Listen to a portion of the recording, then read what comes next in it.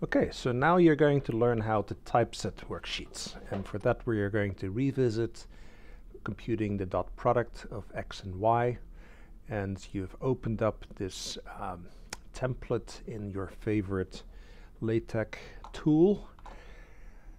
And let's see here, what do we have? Well, there's a couple of things to pay attention to. I like to define commands that help me typeset things. And therefore, there's the file here called colored-flatex, in which I've defined a whole bunch of commands that help me conveniently typeset things. One of the commands that is defined there is reset steps.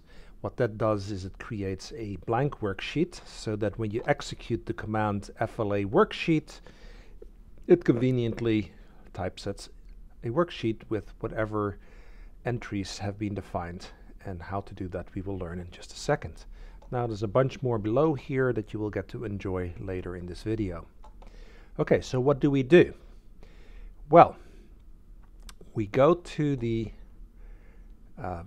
Spark web page, to which you have been given the link. And on the left is a menu you are going to fill out. And on the right, we will generate a whole bunch of commands that will then help us fill out the worksheet. And how do we do this? Well, we go ahead and we say, let's call the function sapdot, scalar alpha plus dot product. What a blocked algorithm is, you'll learn in week 5. So let's ignore that. This is variant number 1 that came from loop invariant number 1. And notice that there are 3 operands. And notice that on the right, a bunch of stuff starts appearing, and what you actually see there is a skeleton for a MATLAB implementation of the algorithm. So what we want to do here is pick as output language flatex-worksheet. And then on the right you see a whole bunch of LaTeX commands being defined, and you will recognize things like step 1a precondition, step 1b postcondition, etc. And that's all being filled in automatically. Now, there are 3 operands when you do a dot product. It's vector x. So you have to indicate that x is a vector through which we're going to march from top to bottom. That's the T arrow B. And x is only an input. We're not going to change its values. Similarly, we have a vector y. That is also a vector that we are going to march through from top to bottom, and it similarly is just an input. And then finally we have a scalar a, so we'll take a for alpha. It's a scalar, we don't march through scalars, and it's both input and output because we are going to update it. And what you see now on the right are all of these commands that are being defined. So you go there, you highlight it, you copy it, and you take that to your favorite LaTeX environment.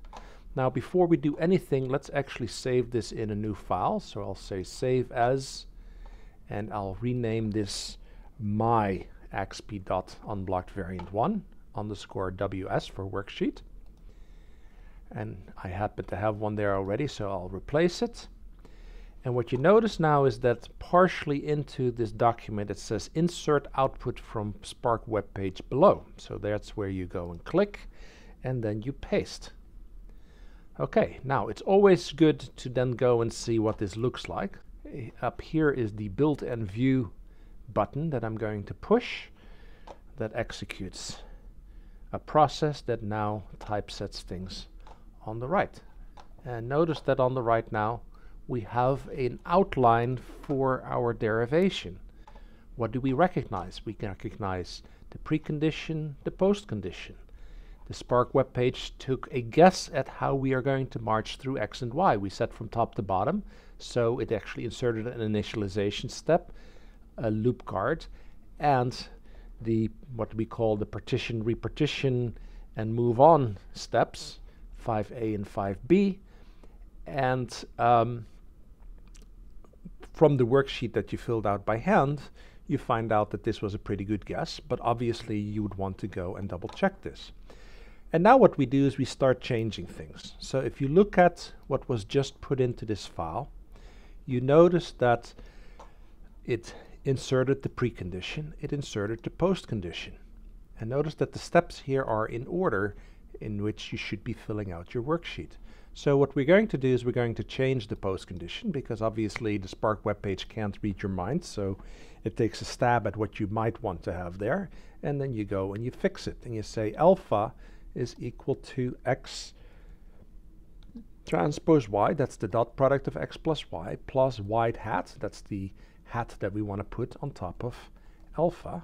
And every time you make a small change like that, you really should run this through LaTeX again. You should build it again, because it's very easy to introduce a small error, and it's very hard to track that down, especially when you use commands as extensively as I do. So you press the button, it now retypesets, and if you now focus on the post condition, it looks a whole lot better.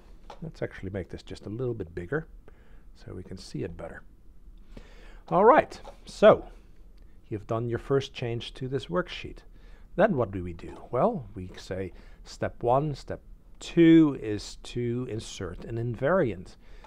How did we come up with an invariant? Well, we actually got it from the post condition, so we can even go and cut and paste this into this spot right here, and then recognize that all we need to do is x bottom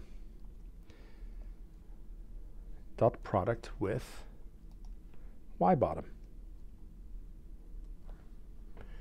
And now we've run this through, and what you find is that the loop invariant has been inserted in the various places. Oh, wait a minute, this was for invariant number 1, so I really should make this x top, y top.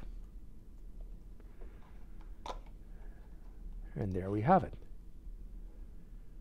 Okay, so what's next?